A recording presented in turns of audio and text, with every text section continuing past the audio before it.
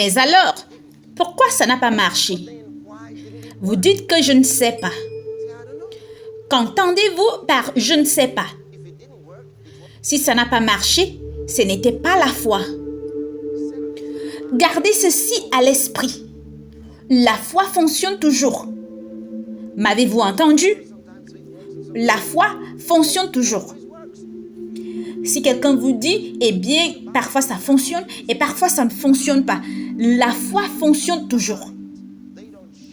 1 Corinthiens chapitre 13, verset 13. La Bible dit, en somme, 3 choses demeurent. Ces 3 choses demeurent. Elles ne tremblent pas. Elles ne sont pas instables. Elles sont bien fondées. Elles fonctionnent. Elles produisent des résultats. Elles n'échouent pas. Elles n'échouent jamais. La foi, l'espérance, l'amour. Mais la plus grande d'entre elles, c'est l'amour. L'amour n'est que plus grand. Mais toutes les 3 demeurent. En d'autres termes, après que toute autre chose ait échoué, il dit 3 choses demeurent, quoi qu'il arrive. La foi n'échoue pas. L'espérance n'échoue pas. L'amour n'échoue pas. Donc, si ça échoue, c'est que ce n'était pas la foi. Alléluia. Dites à quelqu'un que la foi n'échoue jamais. Jésus leur dit, c'est à cause de votre incrédulité. Je vous le dis en vérité, si vous aviez la foi comme un grain de sénévé, vous diriez à cette montagne, transporte-toi d'ici là, et elle se transporterait. Et rien ne vous serait impossible.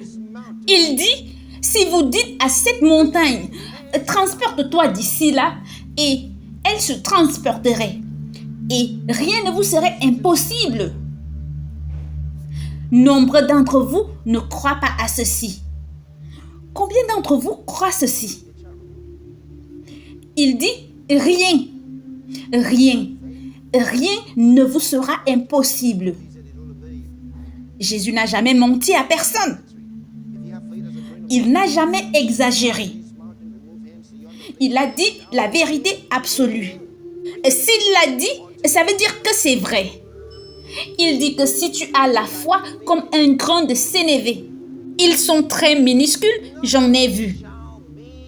Ils sont moins que la moitié d'une graine de riz. Les graines de sénévé, elles sont toutes petites.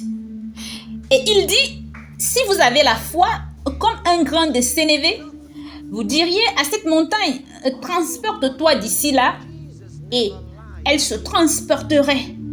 Alors, pourquoi ne l'avez-vous pas encore fait? Dites-moi, pourquoi ne l'avez-vous pas encore fait? Vous dites que vous croyez, pourquoi ne l'avez-vous pas encore fait? Si vous le croyez vraiment, pourquoi ne l'avez-vous pas encore fait? Je crois que les disciples ont cru qu'ils pouvaient chasser le diable.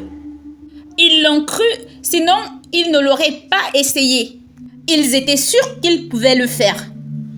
Ils ont entendu Jésus dire qu'il pouvait. Et puis, ça a échoué. Alors, ils sont revenus et ils ont dit, « Maître, pourquoi ça n'a pas marché ?» Jésus leur a dit, « C'est à cause de votre incrédulité. » La raison pour laquelle ça n'a pas marché pour vous, il dit, « C'est à cause de votre incrédulité. » C'est la raison pour laquelle ça n'a pas marché. C'est à cause de votre incrédulité, leur dit Jésus. Je vous le dis en vérité, si vous aviez la foi comme un grain de sénévé, vous diriez à cette montagne, transporte-toi d'ici là, et elle se transporterait.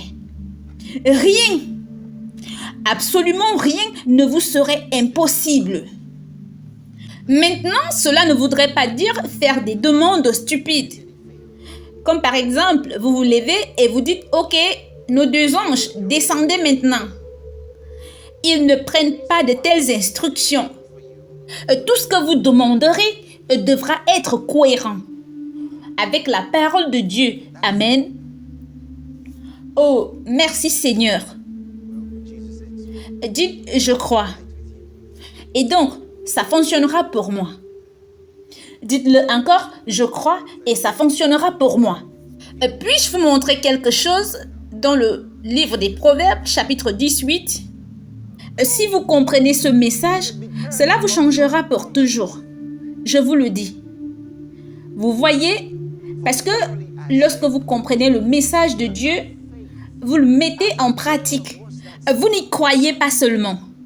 Vous le pratiquez. Cela vous changera pour toujours. Et quand il opère ce changement dans votre vie, cela affectera les autres qui entreront en contact avec vous. Dieu dit à Abraham, je te bénirai et ferai de toi une bénédiction. C'est ce que Dieu veut faire de votre vie. Il veut vous bénir et faire de vous une bénédiction. C'est le but de Dieu pour votre vie. Votre vie peut être équilibrée. Vous pouvez être au repos. Vous pouvez être heureux. Vous pouvez être joyeux. Vous pouvez être épanoui. Au milieu des ténèbres, vous pouvez briller de 1000 feux. C'est de ça qu'est faite votre vie. Ne te laisse pas emporter par tous les ennuis autour de toi. Tous les problèmes autour de toi. Non! Il dit, tu dresses devant moi une table en face de mes adversaires. Il me fait reposer dans de verts pâturages. Il me dirige près des eaux paisibles. Ça, c'est le plan de Dieu pour votre vie. Il dit, 1000 tomberont à ton côté et 10 000 à ta droite.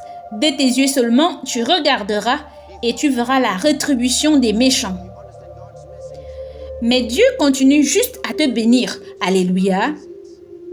Il continue juste à te bénir et à faire de toi une bénédiction.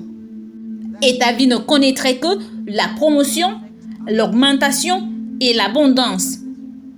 C'est ce de quoi est faite votre vie. Je dis toujours aux gens que je n'ai jamais souffert de ma vie. Je n'ai jamais souffert. J'aurais pu, mais ce n'est juste pas arrivé.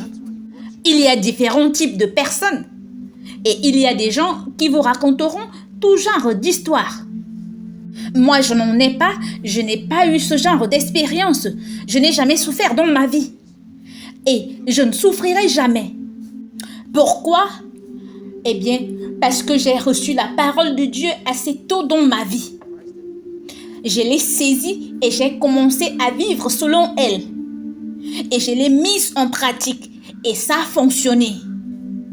Ça ne peut tout simplement pas échouer.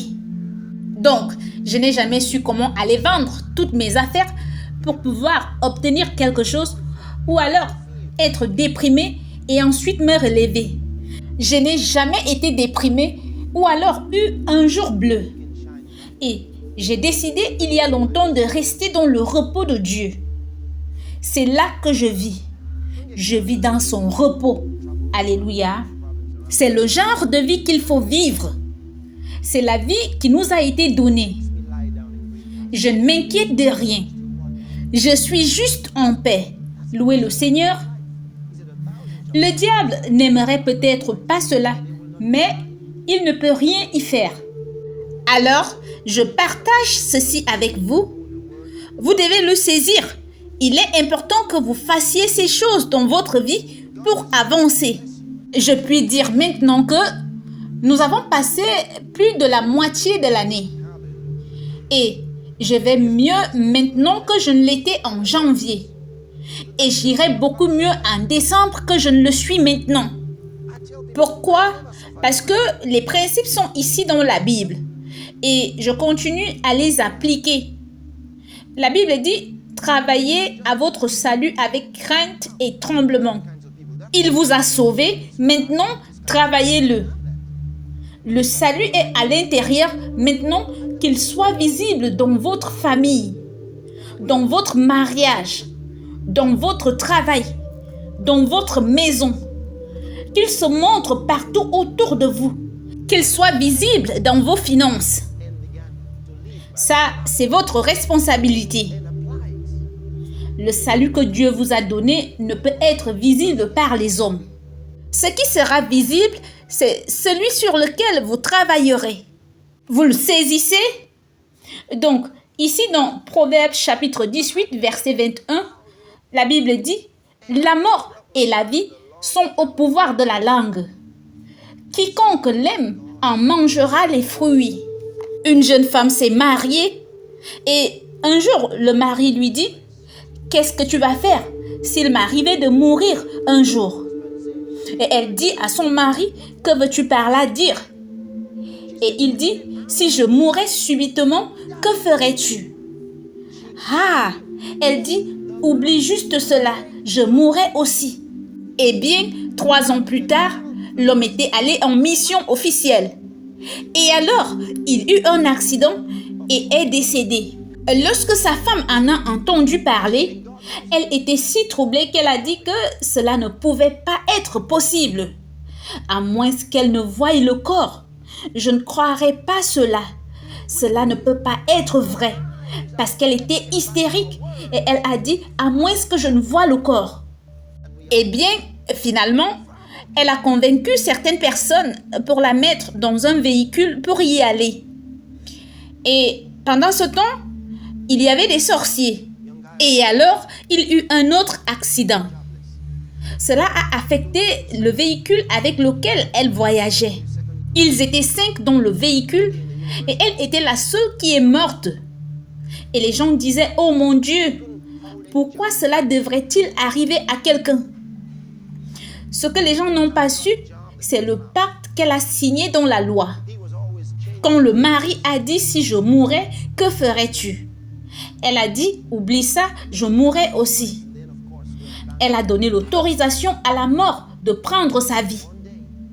Elle a donné au diable l'autorisation de prendre sa vie durant l'événement de la mort de son mari.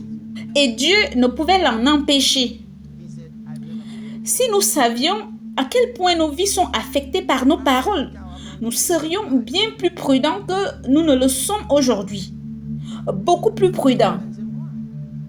Un jeune homme était au chômage.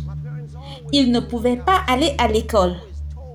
Il est arrivé en 2e année à l'université et a abandonné ses études. Il ne pouvait pas trouver du travail. À chaque fois qu'il trouvait un emploi, on le renvoyait.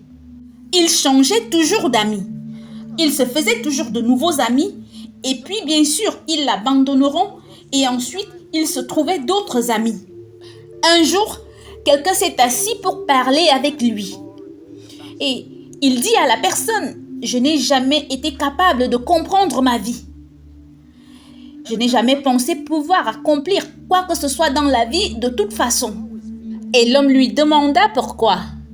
Et il répondit, « Parce qu'en grandissant, mes parents me disaient toujours que j'étais stupide. Ils me disaient toujours que je ne serais jamais rien. Ils me disaient toujours que mes jeunes frères étaient plus sages que moi. Ils me disaient toujours, je n'ai jamais pensé pouvoir être quelqu'un dans la vie. J'ai abandonné l'école. » Il dit, parce que la première fois que j'ai échoué dans une matière, mon père m'a traité de salaud. Je n'ai jamais pensé pouvoir être quelqu'un. Chaque fois que j'ai des amis ou que je me fais des amis, je me sens toujours inférieur à eux. Parfois, j'ai envie de me suicider, mais j'ai entendu dire que si je me suicide, j'irai en enfer. Donc, je ne voudrais pas aller en enfer. Et c'est la raison pour laquelle je ne me suis pas suicidée, sinon je l'aurais fait. Plusieurs fois, nous ne savons pas comment nos paroles affectent ceux qui sont sous nous et nos propres vies. La vie que vous vivez aujourd'hui est l'image exacte de ce que vous avez dit hier. Vous n'êtes peut-être pas d'accord avec cela, mais c'est toujours vrai. Vous savez, vous n'êtes pas obligé de tout croire. C'est juste vrai, de toute façon. Et quelqu'un dit, eh bien, moi je ne crois pas à la force de la gravité. Eh bien, tu es toujours au sol et ça te maintient là. Peu importe que vous ne croyez pas, ça fonctionne toujours. Alléluia. Nous venons juste de lire le verset 21 du chapitre 18 du livre des Proverbes qui dit « La mort et la vie sont au pouvoir de la langue. » Ta langue peut te donner la mort ou peut te donner la vie.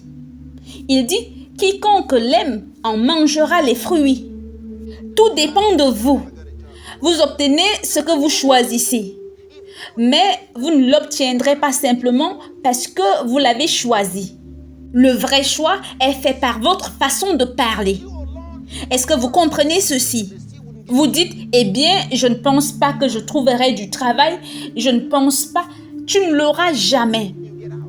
Et même s'ils ont une seule place que toi seul au monde peux occuper, le directeur ne te la donnera pas. Tu sais pourquoi? Parce que tu en as décidé. Et même si tu y entres, tu en sortiras. Quelque chose te poussera dehors. Et vous dites quoi? Tes paroles. Parfois, nous ne savons pas comment formuler ceci pour que les gens comprennent. Ton salut dépendait de tes paroles et non de tes bonnes actions.